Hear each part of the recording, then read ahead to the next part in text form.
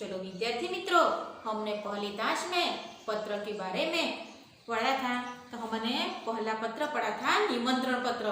तो चलो आज हम दूसरे ताश में बधाई पत्र पढ़ेंगे। तो हमारा दूसरा पत्र है बधाई पत्र।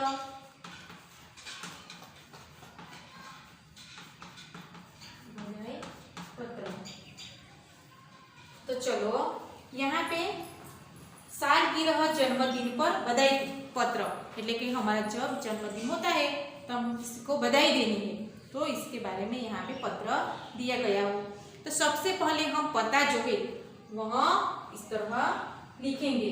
तो हमारा यहाँ पे पता लिखा गया है कि शांति सदन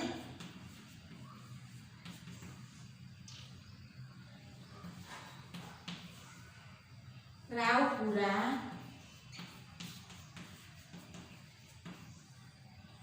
बड़ौदा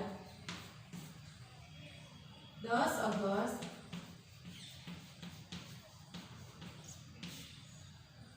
2011।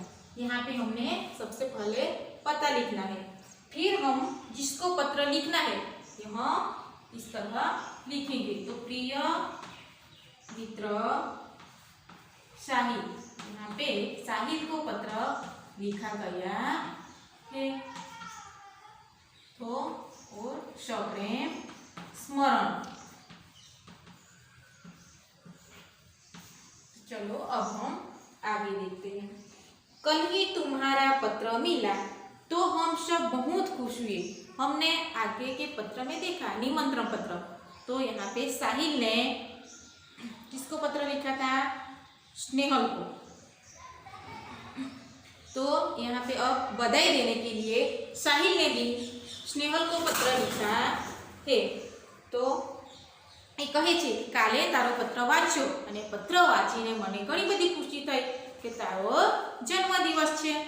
हमें तुम्हारी सालगिरह का निमंत्रण भी मिला है और यह जानकर विशेष प्रसन्नता हुई कि कल ही तुम्हारी सालगिरह है।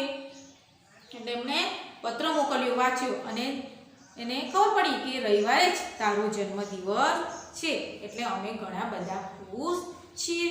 इधर माँ कुछ दिनों से बीमार रहती है और पिताजी को भी सुबह 10 बजे दफ्तर जाना पड़ता है।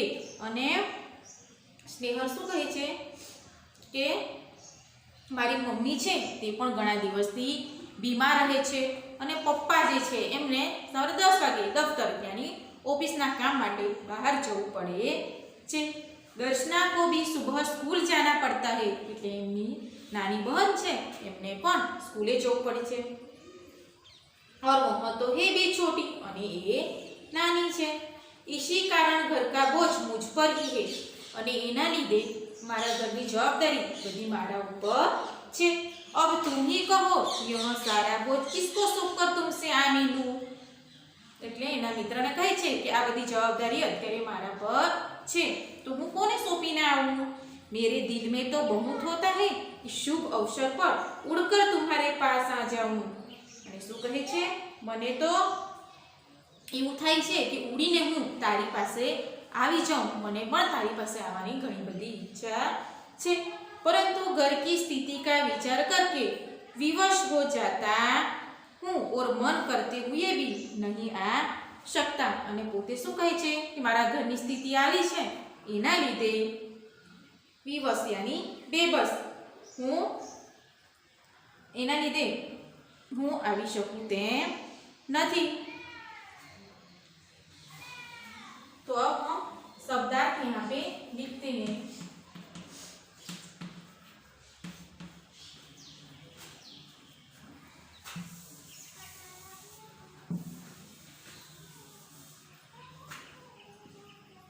सालगिरह, सालगिरह એટલે जन्मदिन।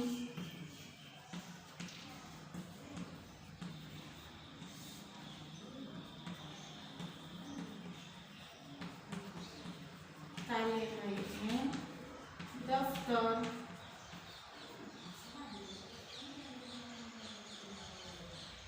दिवस यानी दिवस।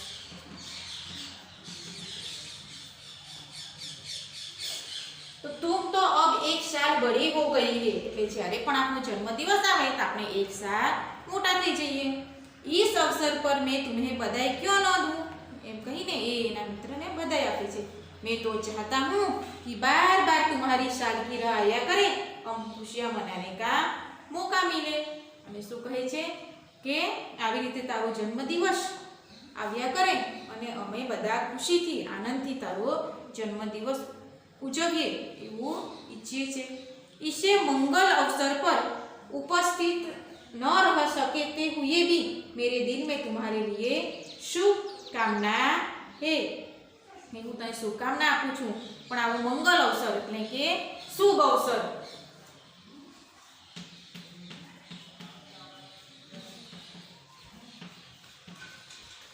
शुभ अवसर पर तने शुभकामना आपू छू। मैं चाहता हूँ कि ईश्वर तुम्हें चिरंजीव रखे और तुम्हारा नया वर्ष शुभदायी हो। અને હું ઈચ્છું છું કે ઈશ્વર એટલે ભગવાન અને ચિરંજીવ એટલે દીર્ઘાયુ લાંબુ આયુષ્ય આપે એવું હું ઈચ્છું છું। અને તારું જે નવું વર્ષ છે તે ખૂબ જ સારી રીતે જાય એવી શુભકામના હું તને પાઠવું છું। ચિરંજીવ એટલે દીર્ઘાયુ।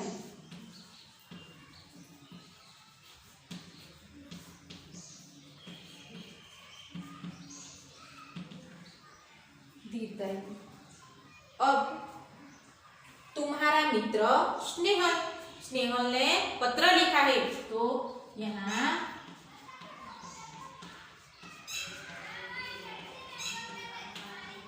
तुम्हारा मित्र स्नेहल लेके अहीं जमणी बाजू जे स्नेहल छे जेने पत्र लखेलुं छे एनुं सरनामું पता अहीं छेल्ले लखवामां आवशे।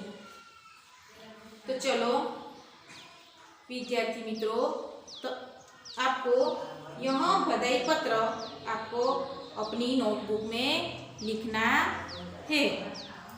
अब हम दूसरा पत्र देखेंगे। तो दूसरा पत्र एक है आश्वासन पत्र।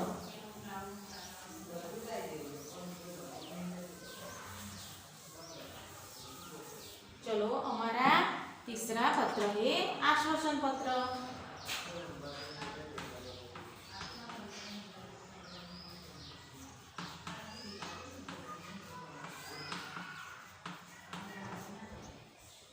चलो खेल महाकुंभ में असफल अच्छा प्रदर्शन नहीं करने पर सखी को आश्वासन पत्र।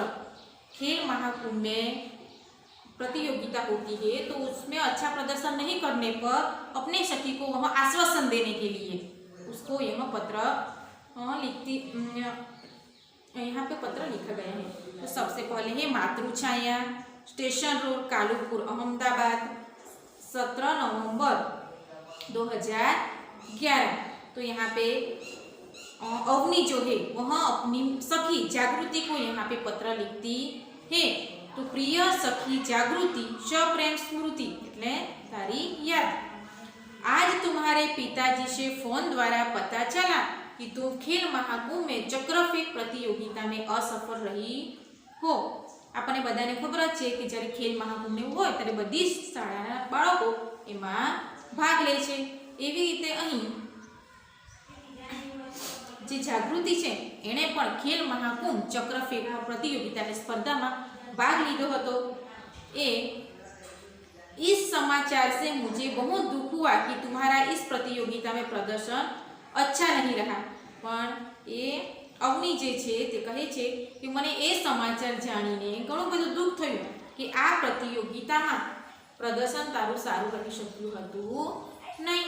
हमने तुमसे बहुत आशा लगा रखी थी कि तुम जिले में प्रथम आओगी अने अमने बधाने घणी बधी आशा हती कि तू जिला में प्रथम क्रम प्राप्त करशे। प्रिय सखी, खेल में हमेशा जीतना ही महत्वपूर्ण नहीं होता। अब जो कुछ होने वाला था हो गया।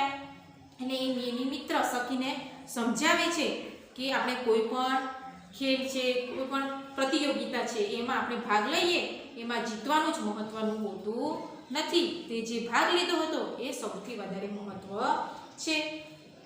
અને આપણે જીતી શકીએ એ પણ જરૂરી નથી, કોઈ વાર આપણી હાર पार पण थई जाए। इसीलिए इसका शोक न करना चाहिए और इस असफलता से निराश भी न होना चाहिए। એટલે એવું કહે છે કે આપણે ક્યારે શોક એટલે દુઃખ ન કરવું જોઈએ અને અસફળતા મળે તો નિરાશ પણ થવું જોઈએ નહીં। અને આપણને ખબર છે કે અસફળતા એ જ સફળતાની ચાવી છે। આપણને અસફળતા મળે ત્યારે જ આપણે સફળતા પ્રાપ્ત કરી શકીએ છીએ। असफलता भी सफलता का सोपान है એટલે એ असफलता જ આપણને સફળતા સુધી લઈ જાય છે। सफलता उन्हीं के चरण चूमती है जो अपने ध्येय प्राप्ति के मार्ग पर डटे रहते हैं। सफलता એને જ મળે કે જે લોકો ધ્યેય પ્રાપ્ત કરવા માટે એમાં અડગ રહે છે। अब निराश या हतोत्साह होने से कोई फायदा नहीं है। અત્યારે તું નિરાશ થાય ઉદાસ થાય तो इनो कोई फायदो नहीं। मैं चाहती हूँ कि अब तुम दुगने उत्साह से अभ्यास करो तथा अगले साल तुम्हें अवश्य सफलता मिलेगी। तुम अपने जिले में ही नहीं गुजरात में प्रथम स्थान आओगी। એટલે પોતે કહે છે કે હું એવી આશા રાખું છું કે હજુ પણ તું વધારે અભ્યાસ કરે અને હવે આવતા સાલ એટલે આવતા વર્ષ તને અવશ્ય સફળતા મળશે। તું ફક્ત જિલ્લામાં જ નહીં પરંતુ આખા ગુજરાતમાં પણ તું પ્રથમ સ્થાન प्राप्त करशे एवी हूँ आशा राखूं छूं। मुझे आशा है कि तुम मेरी बात मानोगी और अपने अभ्यास में मनोयोग से लग जाओगी। એટલે હું પણ એવી આશા રાખું છું મેં જે તને વાત સમજાવી છે તું સારી રીતના સમજે અને અભ્યાસમાં સારી રીતે ધ્યાન આપે એવું ઈચ્છા રાખું છું।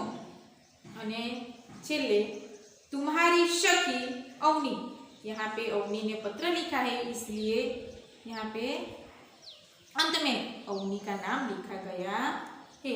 चलो विद्यार्थी मित्रों, आज हमने ऋषिदास में जो बधाई पत्र आश्वासन पत्र देखा पढ़ा इसी के बारे में आपको भी लिखना है और उसका अध्ययन करना है। नमस्कार।